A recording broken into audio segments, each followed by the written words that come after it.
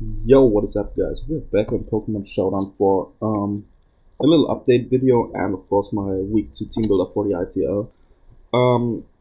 I have like two updates to make, I think. First one is regarding the PMC, which I am part of, and the other one about the NPL, which I'm also playing in and uploading for. So let's start with the PMC stuff. I decided to actually leave the PMC. After week 5, I had my week 4 battle, which was supposed to go up today. I won pretty convincingly 5-0. Won't upload for that because don't have really the time to upload for that.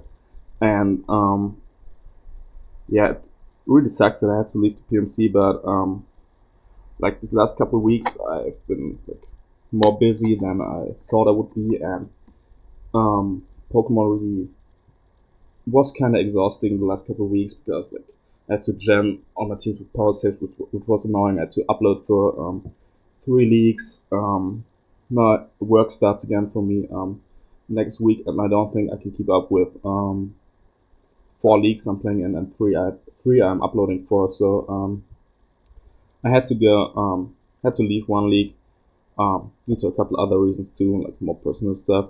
And sadly, it had to be the PMC. It was really annoying to like disappoint my good buddy Jay Specs. Shout out to him. He's the commissioner of the PMC. Most of you should know him. He's a very cool guy, good friend of mine.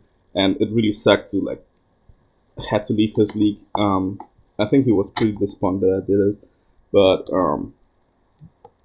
like I'm very thankful that he like got me into the league. He was actually the guy who got me into recording. Like the PMCD league was the first league I was uploading for, and like I really love Jay Specs. He's a very cool guy, and it really sucks that I had to leave this league. But it basically was the odd league out of my leagues I'm uploading for, because the ITL obviously is my league, it's my baby. I want to upload for that, and then it was like the NPL and the PMC. Thing is, I left the PMC because uploads are required for that. I probably won't upload for the NPL all weeks in the regular season, only when I have time for it and feel like uploading for it. But like the PMC was like I had to leave because I didn't have enough. Like I wasn't in there with enough heart and commitment to like play out the season, I think. And I think it's better in the long run for the league to have like a player which who has more time for it and like wants to be in there more than I did. I had my week 5 battle already. It will go up next week on Lucky Lad TV's channel. If you want to see that, after that I will be replaced in the league. So the opponent Crowbits won't participate in PMC anymore. Really sucks. I'm really like sad I had to leave it. Obviously, I didn't like want to do it. I thought about it like for like 2 or 3 weeks, and then like I made a decision for myself to not like play anymore in the PMC, just because of personal stuff and like Pokemon not being as fun sometimes as it used to be for me. And like I feel like 4 leagues are just too much for me, and 3 leagues uploading for them is like not easy to do if you have like a lot of other stuff to do as I do. So definitely big shout outs to Jay Speck and all the other coaches in the PMC. It was really fun being there. A lot of cool guys, but I had like to make the decision for myself and leave the PMC. I don't think like there's gonna be any hard feelings between me and other coaches or me and Jay Speck. Obviously he was disappointed by me leaving the PMC, but I think we'll be fine. There shouldn't be any problem with that.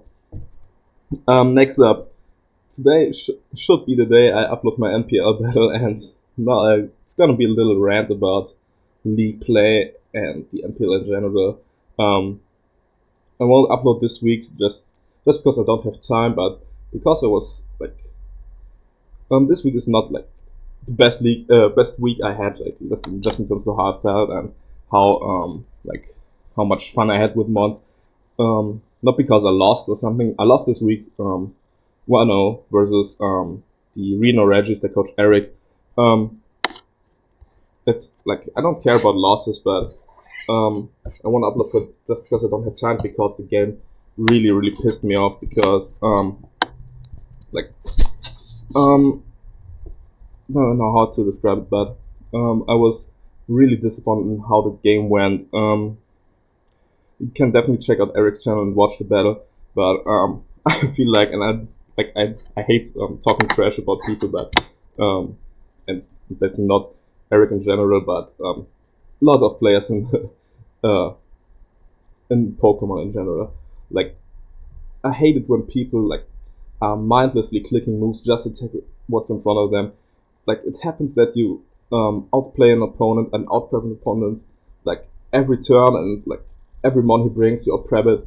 You outplay him every turn, but sometimes opponents make so bad plays that you can't really like.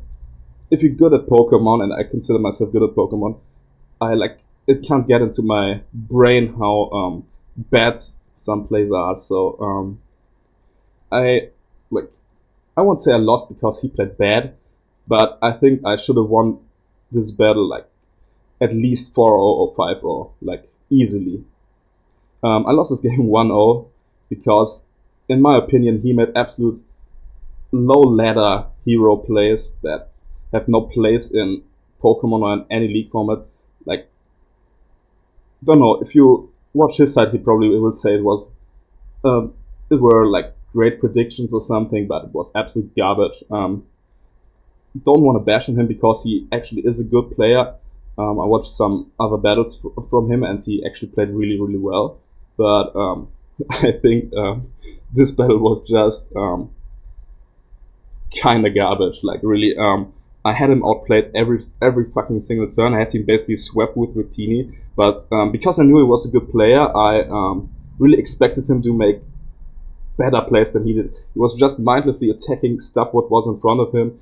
Didn't care about the long run, and like, I'm like too long in this community to expect stuff like that from good players or people who I consider good players. I don't want to bash on him too much, but this, in my opinion, there were a lot of trash plays on his side. Like, he like allowed everything to get weakened to a point where both Crobat and Victini could have swept him. Didn't care about the long run in the game. Let his Tentacruel get weakened. Let his Chandelure get weakened to a point where it would have get one-shotted by Victini or Crobat, etc. He made like no good plays. He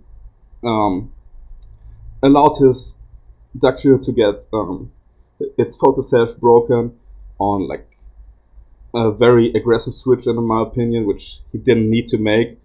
And Duckshire actually was a big concern for my team because it trapped the Victini, and was basically a sash Duckshire was basically the only thing to prevent Victini from sweeping, as you will see in his battle. Like, he stayed in with a Weavile at the end where he with the Sneasel story, where if I switched out, he definitely loses. Like, he had to double bite, like just attack what was in front of him mindlessly, attacking my Crobat, and like got the win because of that. You can argue that I should have like played it more safe, but it was some 50-50s, but these 50-50s were actually like a good player would have lost these 50-50s to me all the time, because good players make decisions based on how the game is supposed to end, and like good players think about the long run of the game, about the outcome. Like, some bad players, they just like mindlessly attack mons that are in front of them and don't think about the outcome of the game, and that's what he did in this battle. I don't know why he played so bad, in my opinion. He told me he was like predicting me to do stuff like that, but I don't think that is what really happened. It was just some garbage players on his side, but nothing you can do about it. I'm actually now 3-2 in the NPL, which doesn't really matter because I'm still, I think, number 1 in my division. So that's pretty cool. Like, it wasn't a game that really has an outcome on the regular season. I'm 100% sure I'm making playoffs. Like, there's no doubt about it, and I probably will win the NPL again. I think I'm at the top of my game most of the time, unless like I get Pokemon get to me as I did in the battle versus some other guys early in the season were lost, but some battles I actually didn't upload even for. So for example, for the MLP, which is another league I'm in. But like sometimes I let Pokemon get to me, and that results in this little rant I'm going on here. Like go check out Eric's side. If you follow the NPL on Twitter, they will probably retweet it or something, and you can watch the battle there. I might link it in the description if he uploads it before I upload this team builder here. But like, I don't want to rant anymore. I just think I should have won this game 4-0 at least, and like lost because I was facing a good player who made terrible decisions. That's what I want to say. Even though it like now seems I have like hard feelings towards Eric or something, which isn't the case. I'm just like kind of salty that it really happened, and I'm still like a little annoyed by how this whole week went. Not in terms, also in terms of Pokemon, but in general too. So, yeah, just like it's kind of like Pokemon is annoying sometimes. Nothing you can do about it, and like if you like have such high standards, just as I am, if you like think you are a good player, it just can get to you sometimes if opponents play like absolute trash. So. But never mind. We got like this 11 minutes of my rant now.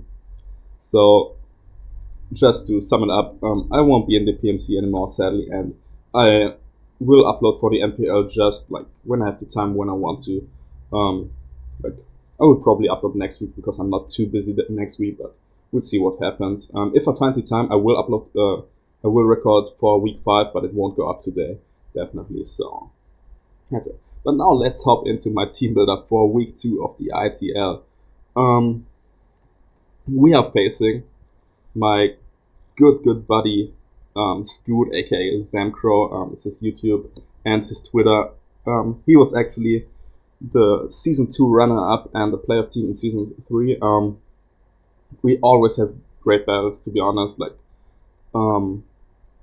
he's one of the better players I know. He's very creative with his and some things and stuff like that. So you like really have to prep for certain threats you don't expect. For example, like maybe a defensive Staraptor or something. If that happens, as you can see on his team here. Yeah, Scoot definitely is a very solid opponent. He lost to me in the season 2 finals after like a 60-minute battle. He lost the timer. 2-1 because he made an over prediction that lost in the game, sadly.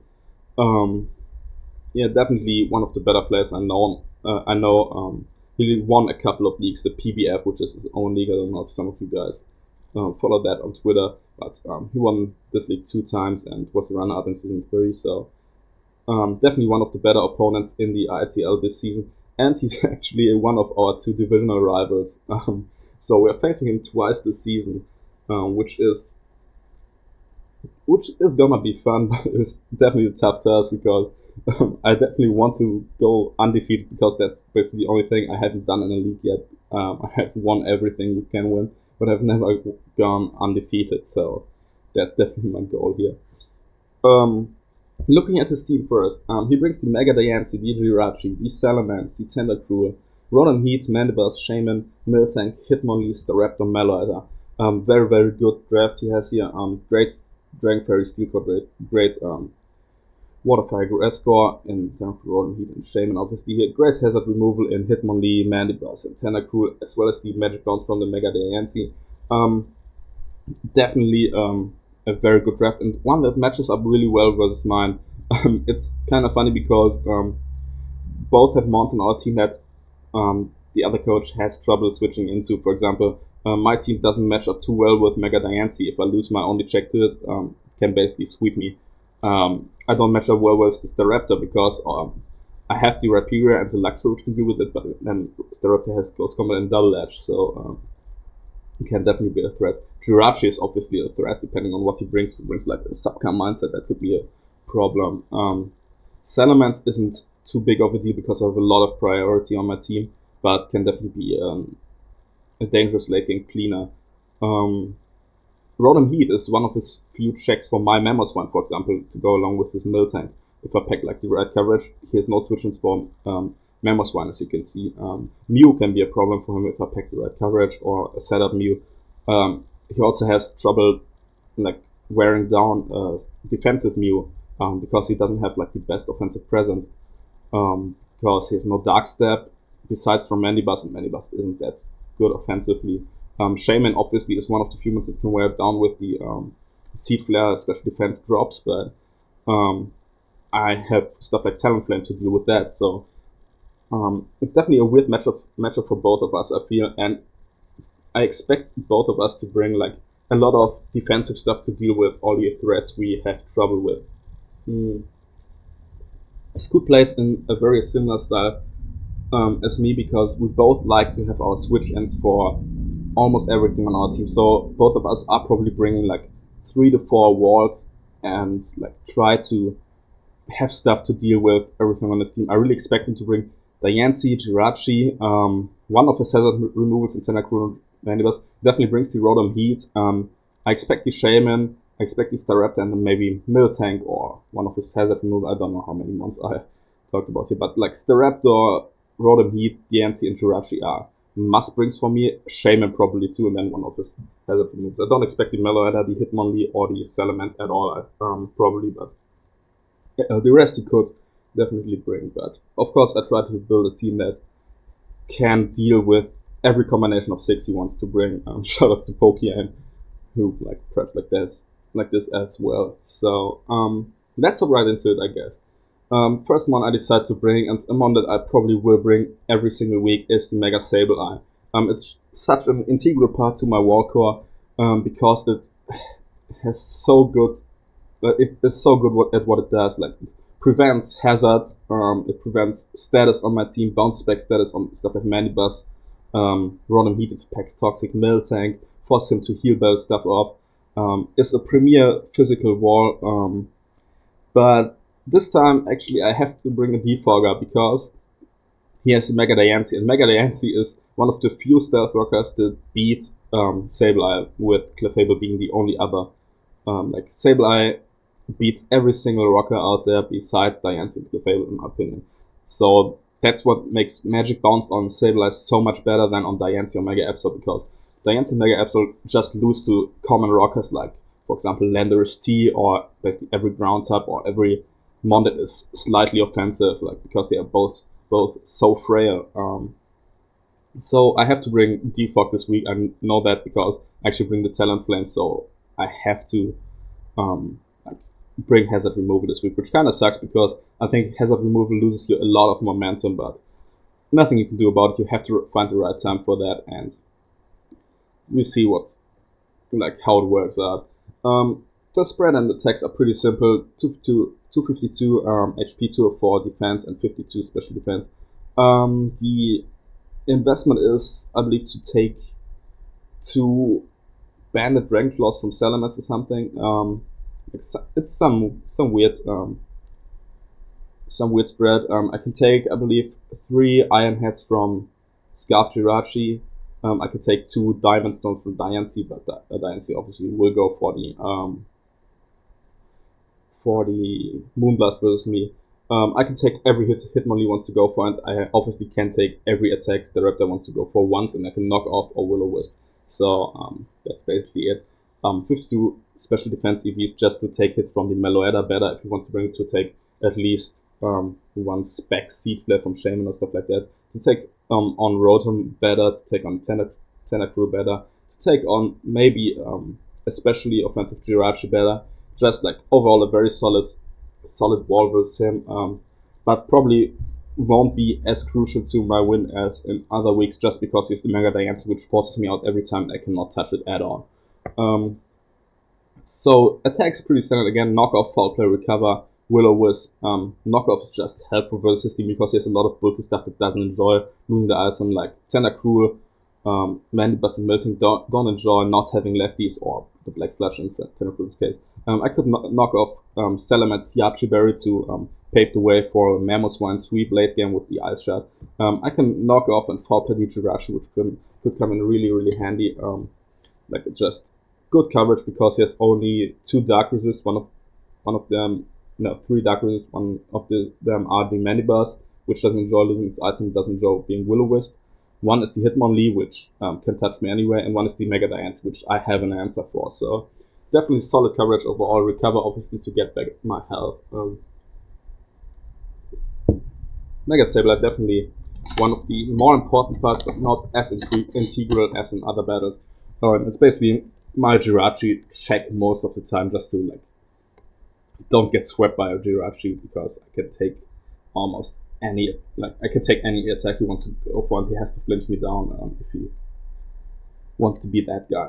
Next up, I have my Mamoswine here, and as you can see, his team is so weak to ground and ice step. Like Diancie dies to Earthquake, Jirachi dies to Earthquake, Salamence dies to Ice Shard, Tentacruel dies to Earthquake, Mandibuzz, Shaman both die to Icicle Crash, or like 2 Icicle Crashes. Staraptor dies to Ice Shard, Meloetta can't take an Earthquake, neither can Hitmonlee. Only monster that can wall the Mamoswine are the Melting and the Rotom Heat, and I'm 100% sure he brings the Rotom Heat over the Melting.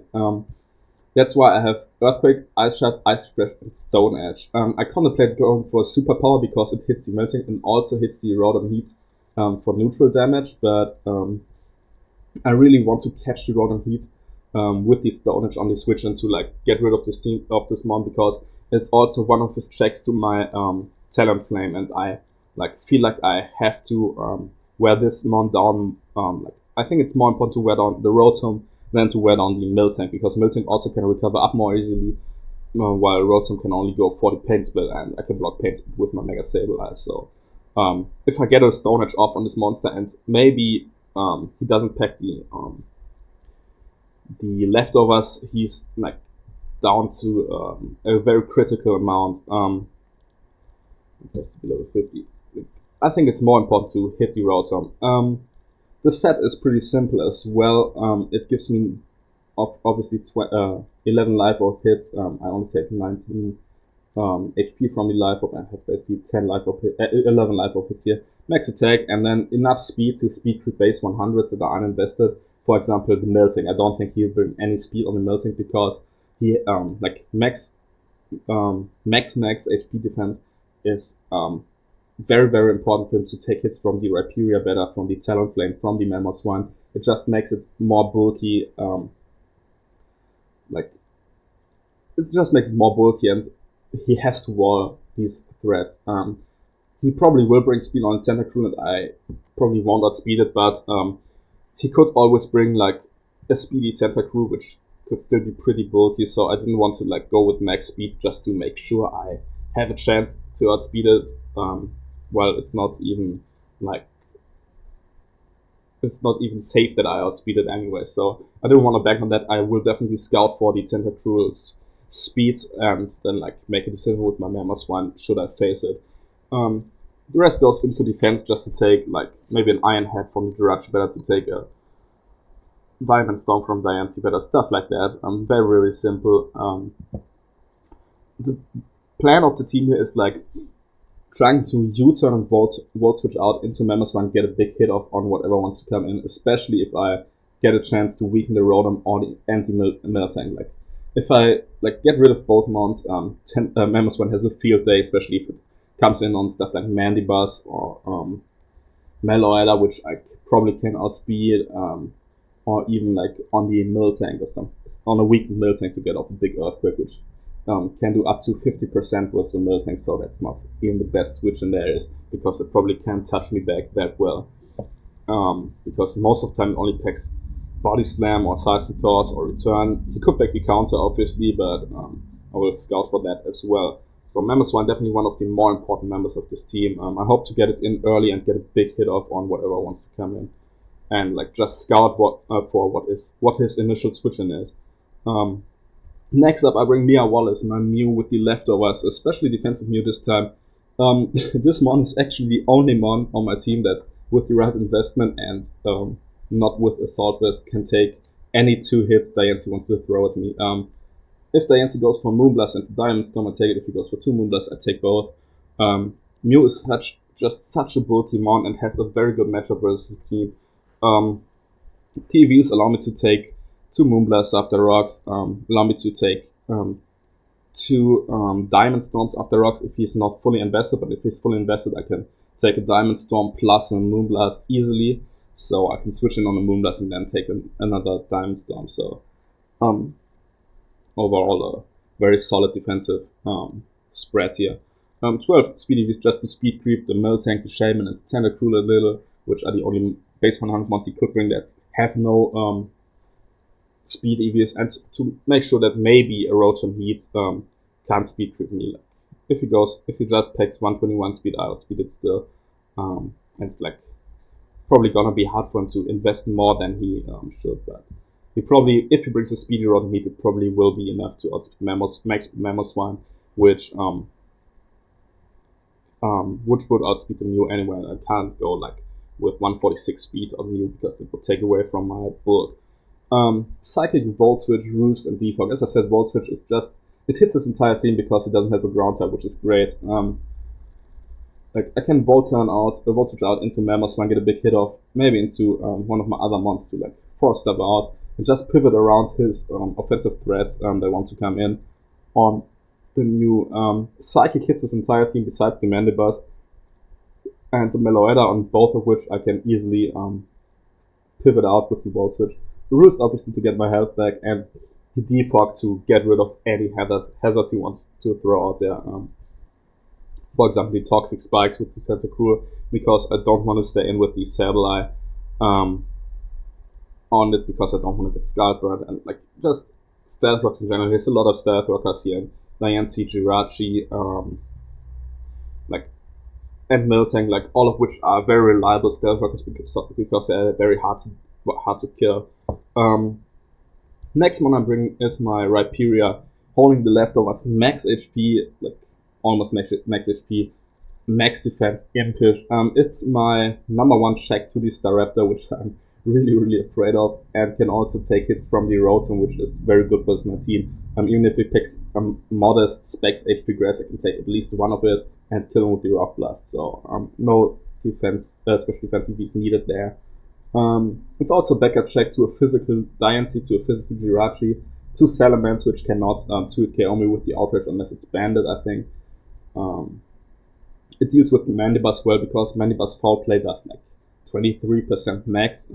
I beat it 1 versus 1. It's the best switch into Miltank if it doesn't pack the Toxic, and I really expect it to pack like obviously Heal Bell and Miltrick, because he knows I'm more of a stally player, or not stally but bulky offensive player, like the status team. He has to bring the Heal Bell, and then he packs like probably Body Slam, a Stab or a Return, and maybe T-Wave or Counter. I don't expect Toxic on that thing. Because Sableye is just a good switch in for this thing. If I switch on Sableye, he probably cannot touch me, like unless he packs Scrappy on this thing, which would hinder his ability to beat the Mamoswine because of Thick Fat. So I could always bounce back the Toxic and stall him out of Heal Bells with my Sableye. So that kind of works. Staraptor obviously can 2-hit KO me with the Close Combat if it's Adamant Bandit. If it's Jolly Bandit, he has a chance to, but probably won't do after Leftovers recovery. If he's Adamant Scarfed, he doesn't 2-hit KO me with the Close Combat, and like it's just one of my two pivots around the Staraptor, just to scout for the moveset, scout for if Bandit or not Bandit. I really don't see him not bring Staraptor, because it's really good versus my team. Besides the 2 months I have here to deal with it. Has a very good chance to sweep my team actually, if it picks like, if it's Adamant Yachi Berry or something, because then it could kill the Mamoswine, could like kill Luxray, which I bring with a combination of Double Edge and Close Combat or something, or 2 Double Edges, and could obviously wear down the Rhyperior, because Rhyperior only has leftovers and I don't have a Wish Passer on my roster, so Rhyperior can be worn down easily. The good thing about Rhyperior though is that it can always come in on the Miltank and the Rotom Heat, especially if the Rotom Heat is choice locked into something. You could bring a Scarf Rotom or a Specs Rotom, both of which could do a good job with my team, and I could always recover up my health with the leftovers versus the Miltank, because a return from Miltank, if it's uninvested, actually does less than leftovers damage, I think. So there's that. Definitely one of the more important parts to my team, because it just walls Staraptor and Miltank has a good chance to walling the Hitmonlee unless it's like Reckless and Adamant. I probably expect him, if he brings it, to bring an unburdened variant, but Hitmonlee just doesn't make sense with me because I have the Sableye and he knows Sableye is coming. It's good backup check for Salamence, and actually he has really trouble switching into my 2 steps, Earthquake and Rock Blast. Like, he has nothing that resists both, and if I like am in versus the Miltank, he probably like has to consider staying in and stalling me out of Toxics or stalling me out of Earthquakes or Rock Blast, like just to make sure I don't hit anything. Like Rock Blast does with 3 hits like 50% to an offensive Shaman. It's 2 hit Chaos Mandibuzz, it's 2 Chaos Rotom. Can Oko Rotom obviously if I get enough hits. Earthquake just destroys his roster, he cannot switch into it. Salamence gets killed by Rock Blast, so does the Raptor. Just like he cannot switch into Rapira if I get it in versus a mon that cannot touch me, namely the Miltank and Choice Lock Brave Birds the Raptor. He really has trouble to like switch into me, and Rapira obviously is my Stealth Rocker this week because Diancie won't switch into Rapira. If he does it on the Stealth Rock, I get a big Earthquake off on whatever wants to come in and get my Stealth Rock up later. If he bounces back my rocks, I don't care because I have the Mew with the Defog in the back, so who the fuck cares? Diancie won't switch into Rapira, I'm pretty sure about that. So Rapira definitely is both defensively and offensively a tremendous threat versus him. Really tough to wear down, especially if he doesn't bring the Shaman, and if I can deal with his Tentacruel besides those 2, what really hits me. Like, there's not a lot he can do versus me. So definitely maybe the most important one of my team besides the Mew, and maybe the Mammoth one, but I think Rapira will play a big role in this game. So let's move on to a little heat set I'm bringing here. My Luxray, this should be male and shiny, so there's that. Also max HP, max physical defense, holding the Rocky Helmet with the Intimidate, and a Rest Talk set with Discharge and Volt Switch. Discharge obviously to para stuff on his team. He only has 1 mon that wants to switch in on like Luxray and get parried. That's the road to meet because he cannot get parried actually. And maybe the Shaman because Shaman has natural cure and can deal with the Discharge, but he has to scout for my set because I could protect the Ice Fang and do like a lot of damage to Shaman, especially if I'm like Adamant or Bandit or something like that, or Scarfed Adamant. Volt Switch is great with the Rest Talk set here. Shout out to Fabio, the OG Healer for Healer member, the Mega Ampharos with the Rest Talk set. Volt Switch is just great on this team because I can pivot out around like everything he wants to bring in. I can just like get momentum back with the Volt Switch, and the step Volt Switch even uninvested hurts like a lot of his members. It does like 40% to the Mandibuzz, it does 40% to the Tentacruel, it hits Salamence decently hard, it hits Jirachi because Jirachi doesn't like switching into a Discharge and doesn't want to touch me because I have the Rocky Helmet. As you can see, this thing is obviously here to take on a physically scarfed Jirachi with the Rocky Helmet and the Intimidate, and of course as a backup check to Staraptor. It probably will be my first switch into Staraptor just to get off Rocky Helmet damage on this thing because he probably wants to U-turn the first time it is out. It can switch in on Fake Out from Hitmonlee, on even high jump kicks from Hitmonlee because after Intimidate I think I can take 2 unless he's like Adamant Bandit or something, or Adamant Life Orb.